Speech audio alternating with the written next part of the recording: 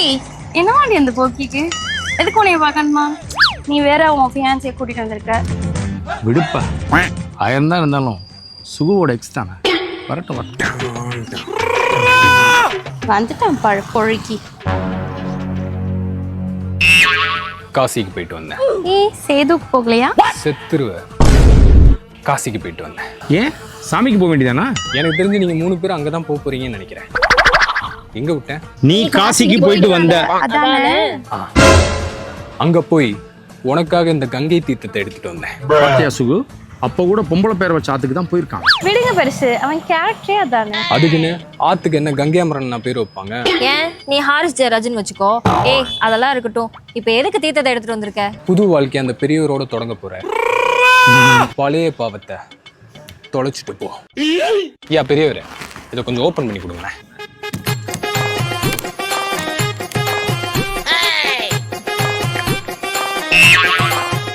ஐயா பெரியவரே கொடுங்க.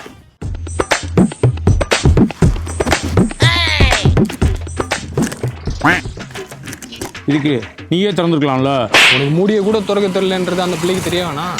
சுகு, பெரியவரோட மனமகிழ்ந்து வாழ். எனக்கு எதுக்கு ஊத்த வர்ற? மக வயசு இருக்கிற பிள்ளைய கட்டிக்க நினைக்கிறதே தப்பு இல்லையா? வாங்கி நானும் நிறைய பாவம் பண்ணிருக்கேன், எனக்கு ஊத்துங்க. அப்ப வாயை துற. எதுக்கு? உன் வாயில தான் பல பாவம் இருக்கு. சோத்திரையும் அடி வாங்கியாச்சு, சேத்திரையும் அடி வாங்கியாச்சு.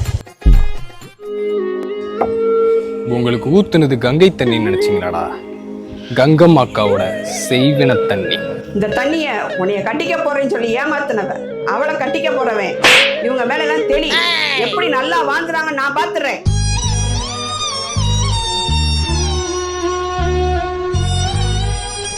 இதுல இவர் மிஸ்ஸிங். இவரோட நிலைமை என்னவா இருக்கும்?